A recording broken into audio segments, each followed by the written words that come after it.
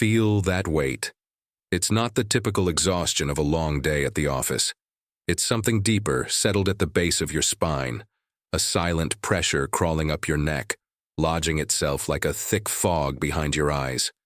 It's that lump you try to wash down with black coffee at sunrise, yet it remains, hovering between your forced productivity and your genuine emptiness.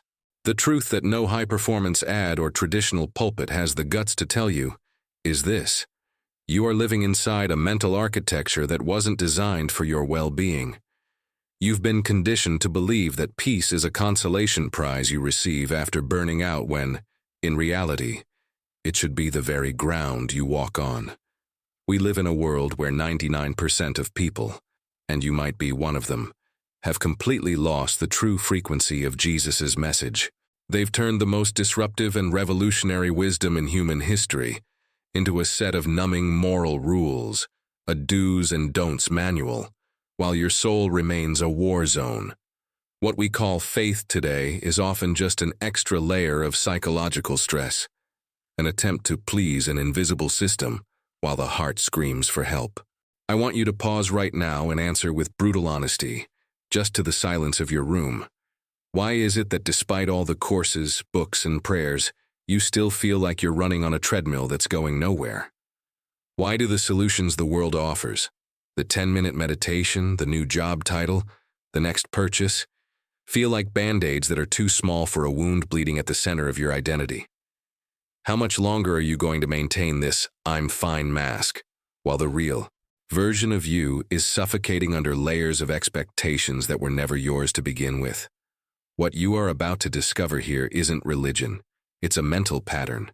It's an ancient consciousness technology that allowed a man to remain in absolute peace while the world around him collapsed into chaos and betrayal. There is an access code to emotional freedom that has been buried under centuries of empty traditions and self-help cliches. If you feel like your life is an endless cycle of anxiety, chronic fatigue, and a search for something you can't even name, understand this: it's not a manufacturing defect. It's a signal. It's your operating system warning you that you're trying to run on a frequency that isn't yours. In the next few minutes, I'm going to lead you out of this system. I'm going to show you why 99% of people die without ever understanding what Jesus actually meant when he spoke about the kingdom. Prepare for the end of your search and the beginning of your return. You've just found the key that opens the door to what modern psychology tries to explain, but only the Christ mindset can solve at the root. The wait is over. The system is about to be hacked. Imagine the streets of Chicago on a Tuesday in November. The wind cuts through the corners of the loop like an icy blade, and the sky is that leaden gray that seems to flatten the skyscrapers against the asphalt. This is Ethan's world. Ethan is 34. He's what society calls a success story. He wears tailored suits, carries a high-end laptop, and lives in a 22nd floor apartment with floor-to-ceiling windows. But if you could see beneath Ethan's skin, you'd see an engine running at redline, out of oil, about to blow. It's exactly 4:14 a.m. The silence of the room is broken only by the rhythmic clicking of the heater, but Ethan's brain is already racing. He doesn't wake up to a gentle alarm. He wakes up to a galvanic shock of cortisol. Before he even opens his eyes, the mental to-do list begins to download. Logistics spreadsheets that don't add up, passive-aggressive emails from the regional director, the mortgage payment, the nagging sense that he's late for something he can't even identify. He stands up and feels the weight. It's a physical tension, a jaw so tight he grinds his teeth in his sleep. He walks to the bathroom, his bare feet cold on the marble, and flips the switch. The reflection in the mirror is a gut punch. He sees a young man with the eyes of an elder, deep, dark circles, a paleness that coffee can't mask, and a spark of vitality that seems to have been siphoned off over the last 5 years. Ethan stares at himself and asks the question we all avoid. Is this it? Is life just this cycle of producing to consume and consuming to forget that I hate what I produce? He heads to work. The L train is a metal capsule filled with high-performance ghosts, men and women with noise-canceling headphones, desperately trying to isolate themselves from a reality they built. Ethan watches their hands, fingers scrolling frantically through glowing screens, chasing a cheap hit of dopamine from notifications, likes, and catastrophic news. It's a collective frequency of scarcity. Everyone there feels like something is missing. Everyone is operating in survival mode, even amidst technological abundance. That afternoon, Ethan hit his limit. He was in a noisy coffee shop near Union Station. The hiss of the espresso machines and the corporate chatter felt like needles in his ears. A migraine throbbed behind his left eye. He looked at the spreadsheet on his laptop, and for a second, the numbers lost all meaning. They just looked like black ants on a white background, empty symbols of a life he no longer recognized as his own. That's when he noticed the man at the next table. He was an older gentleman in a simple wool coat, no laptop, no phone on the table. He just held a cup of tea, watching the rain hit the glass with a serenity that, to Ethan, felt like an insult. How could anyone be that much at peace in a world that was on fire? The man noticed Ethan's desperate gaze. He didn't offer a condescending smile. He just gave a slight nod, like someone recognizing a fellow shipwreck survivor. Before leaving, the man folded a paper napkin and left it on the edge of Ethan's table. When Ethan opened the paper with trembling hands, he read a single sentence written in firm handwriting. "You are trying to fix the reflection in the mirror when the fracture is in your face. The system where you seek your cure is the same one that created your disease. Stop trying to fix what you do and start questioning who you think you are." Ethan felt a chill run down his spine. The noise of the coffee shop seemed to vanish for a moment. He realized that his entire life structure, his career, his ambitions, his identity, was built on a fundamental lie. He was trying to be a great man within a broken system, while his essence was dying of thirst. He knew the cell door was open, but the fear of who he would be on the outside was greater than the pain of staying inside. He didn't have the solution yet, but in that moment, Ethan's system suffered a critical error. He couldn't go back to being who he was 10 minutes ago. To understand what Ethan felt in that Chicago coffee shop, we have to go down to the foundations of human consciousness. What 99% of people call living is actually a state of collective hypnosis. We've been taught that happiness is a byproduct of the scenery. If I have the right job, the right body, and the right approval, then, and only then, will I have peace. But the Jesus mindset operates on a logic that turns the world upside down. He didn't come to bring a new religion to compete with Judaism or Roman paganism. He came to introduce a new technology of perception. While the great philosophers of the time tried to solve the problem of existence through control, Jesus proposed a resolution through the origin frequency. Think of Marcus Aurelius, the philosopher-emperor. Stoicism is brilliant. It teaches us to build iron armor around the soul.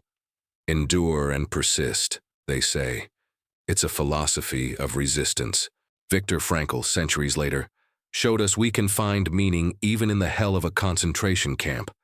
But Jesus goes beyond resistance and meaning. He speaks of transfiguration. He doesn't want you to endure the weight of the world with armor. He wants you to realize the world has no weight at all if you aren't trying to carry it on your back. Here enters our master metaphor. Imagine an unanchored boat. Visualize it now, a majestic boat floating on an infinite ocean.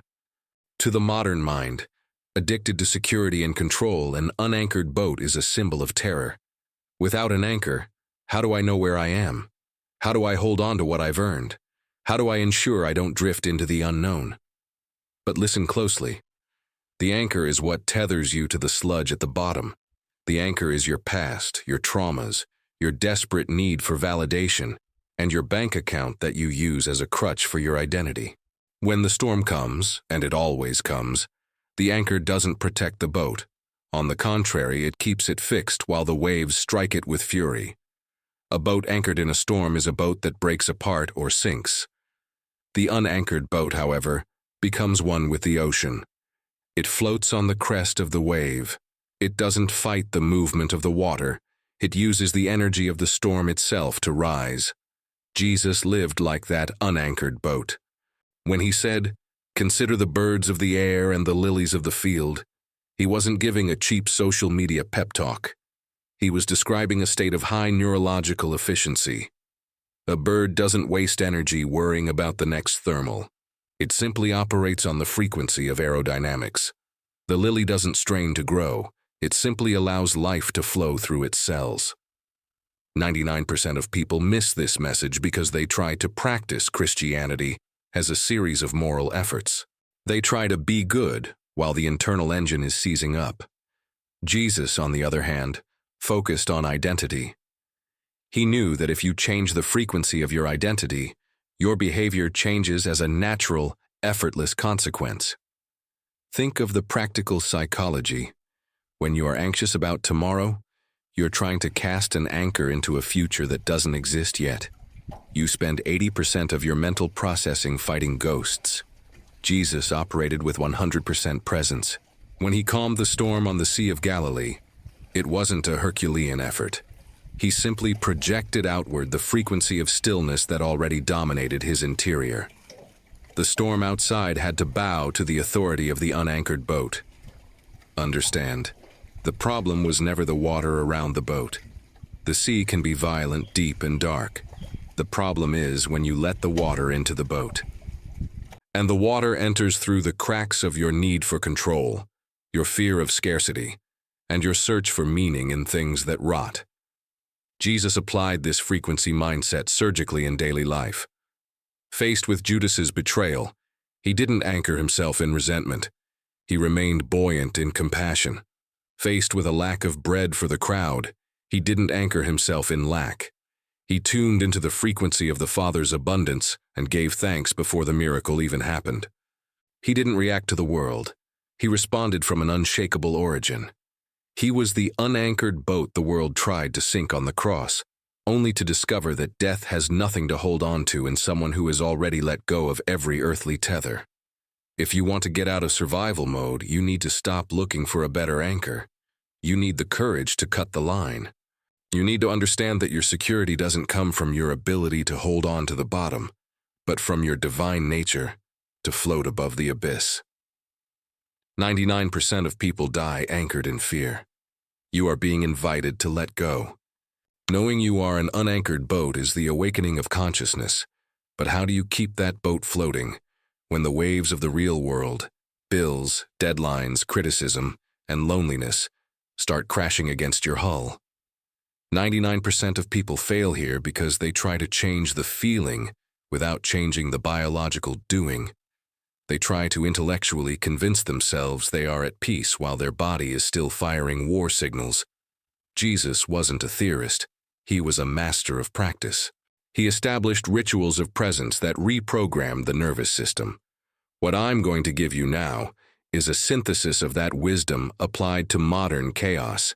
We'll call it the Zero Frequency Protocol. This protocol isn't about adding more tasks to your busy schedule. It's about clearing the noise so your original frequency can emerge. These are 4 movements that take less than 5 minutes, but have the power to collapse the structure of anxiety. Step 1.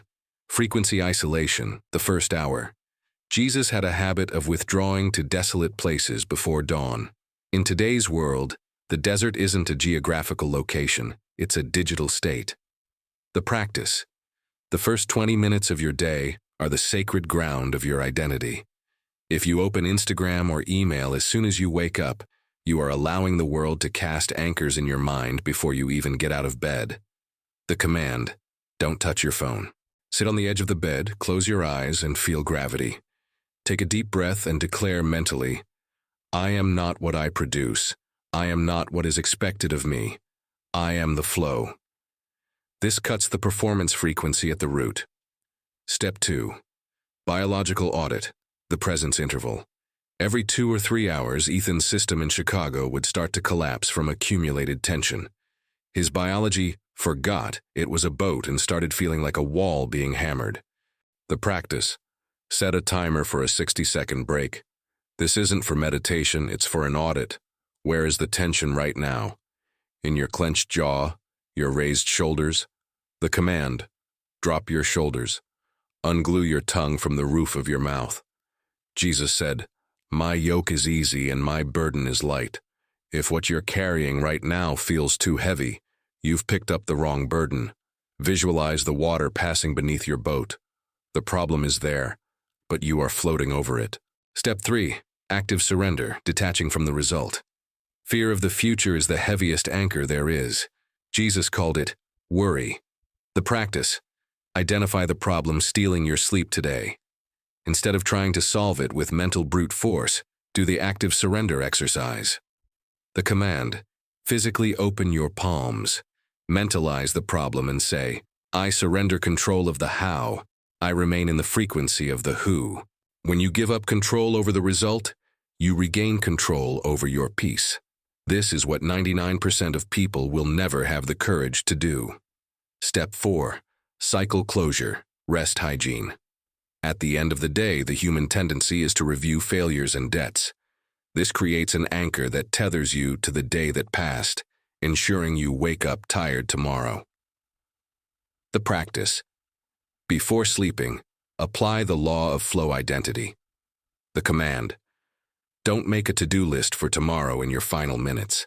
Make a gratitude list for who you were during the chaos. Reaffirm that you are the unanchored boat. Tomorrow's sea will be new, and today's waves have already passed beneath you.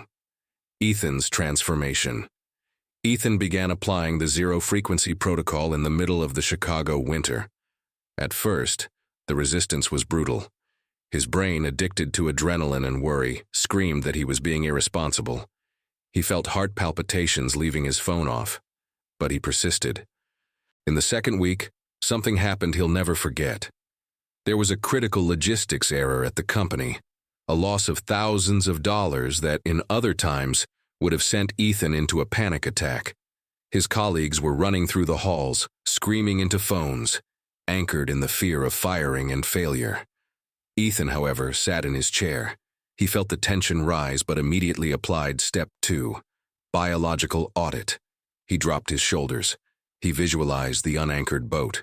He realized the error in the numbers did not define who he was. With his mind clear of the noise of fear, he saw a technical solution no one else noticed. He acted with surgical precision and a calm that startled his superiors. He wasn't trying to be calm. He was operating on a different frequency. He was no longer a victim of the Chicago system. He was a conscious observer navigating through it. Ethan discovered that the Jesus mindset isn't about escaping the world, but about being in the world without letting the world get into you. He stopped carrying the boat on his back and finally allowed the ocean to do its work. Remember that freezing morning in Chicago? The clock hitting 4:14, the heater clicking, and the unbearable weight on Ethan's chest? That same lump in the throat that perhaps has followed you all week? We spend our whole lives believing that weight is the price of success, or worse, the price of being human. But now you know the truth that 99% of people die without even suspecting. That weight isn't life. It's the resistance to life. It's the friction of a boat that refuses to let go of the anchor in an ocean that was made to flow. Ethan didn't move cities. He didn't quit his job at first or isolate himself in a monastery. He stayed on the 22nd floor, surrounded by the same spreadsheets and the same biting Chicago winds. But something fundamental had collapsed: the illusion that he owned the outcome. By adopting the zero-frequency protocol, he stopped trying to fix the reflection in the mirror and allowed the fracture in his identity to be healed by accepting his origin. The real message of Jesus, buried by centuries of religious noise, is an invitation to radical detachment from performance. It's the understanding that you don't need to build a floor to walk on. You were made to float above the abyss. Look at your hands right now. Feel the texture of your skin, the rhythm of your heart. For years, you've used these hands to frantically grip the edges of a life you were afraid to lose. You anchored yourself in the fear of scarcity, the pain of the past, and the anxiety of a future you insist on trying to predict. But today, the invitation is to open your hands. The key to the peace that surpasses all understanding isn't a breathing technique or a new mantra. It's the courage to cut the rope.